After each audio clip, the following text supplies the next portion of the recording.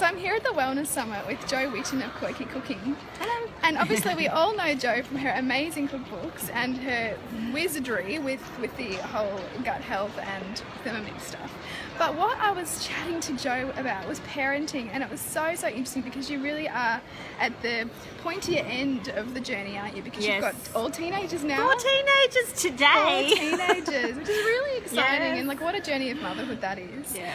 And I've got much younger children, and what I loved talking to you about was really how you kind of create that beautiful, enriching, connecting kind of home environment, whilst also giving your children an opportunity to really have some responsibility in the home. Yeah. Can you talk a little bit about how you did that and how you entrenched that kind of work ethic or that kind of ethic of being a supportive, nurturing family? Yep.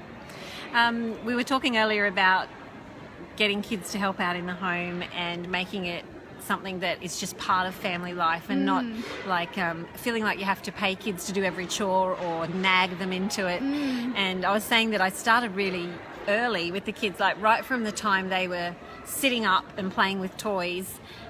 When it was time to pack up the toys, I would take their hand and help them to pick up the toys and put it into a little container, and I'd say, let's put the toys away and put the books away. And so we would, right from the time they were tiny, I was teaching them to tidy up after themselves. I was also teaching them things like helping in the kitchen. So while I was doing dishes, I would put a towel on the floor and a basin of water for them, and they'd put all their little toys and plastic dishes and things in there, and they'd wash the dishes and play. And of course it was just a big fun thing for them. They loved it.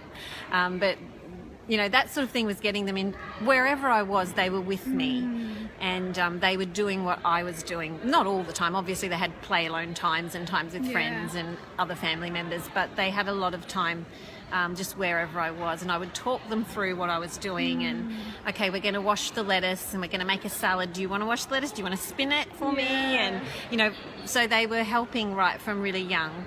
And then as they got to the stage where they could make their bed, pick up things in their room, that was always their responsibility. I never made the bed for them and everything once they could do it. And I just think it's really important to help them to realise that this is just what we do in our family. This is part of being a family. Everybody does jobs, everybody helps. And we actually called it Home Blessing, which is something I got from, I don't know if you've seen the website Fly Lady. No, I haven't. Oh, Fly Lady. It was, I guess it's still around. When my kids were tiny, I loved it because it gave you all sorts of organisational tips, but really from the heart. I love that because it's really flipping that concept, because you can either see housework as drudgery and something that you want to avoid, or you can turn it into, the intention is this is creating a beautiful space for our home. That's right, and helping kids to see that when you help out in the home, you make it a beautiful place, and it's a blessing to your family. So it's the home blessing. So we'd have certain things that they would all, have their own set chores for the day that was their home blessing, and they did that in the morning before school. And then on a Saturday we'd have like an hour of everybody working together to do the big jobs, and then I would pay them for things like cleaning out the car, mowing. When they were little there was easier things, but the everyday housework wasn't a paid thing. It was just something we did to help each other out.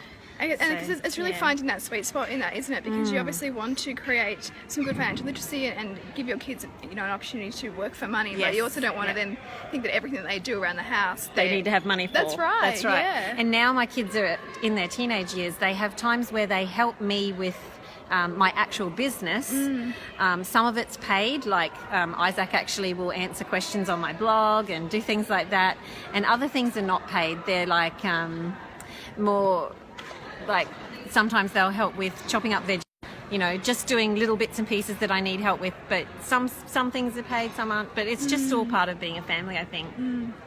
I love it. Well, thank you so much for sharing some of that, because I think, we're obviously talking about motherhood and how we enrich the lives of mothers, and so much of it is flipping that perspective and looking at how can I create this environment as an enriching environment. Obviously we're spending time at home. Those days can be long with young children. How can you use those as learning opportunities and, creating that space of love and connection? So, another thing I should quickly mention is, like I said, talking them through what you're doing so they know why, and also that's a connection. rejection in itself, because if you're a silent parent, you know, if you're just doing your own thing and telling them to get out of the way, they take that as rejection. But if they're seeing that you're including them in what you're doing, even if it's housework, they love that. And if you make that a positive thing right from the time they're really young, it will keep being something that they do with you as a family. Oh, thank you so much for sharing that, Jo. That's okay. Bye. Bye.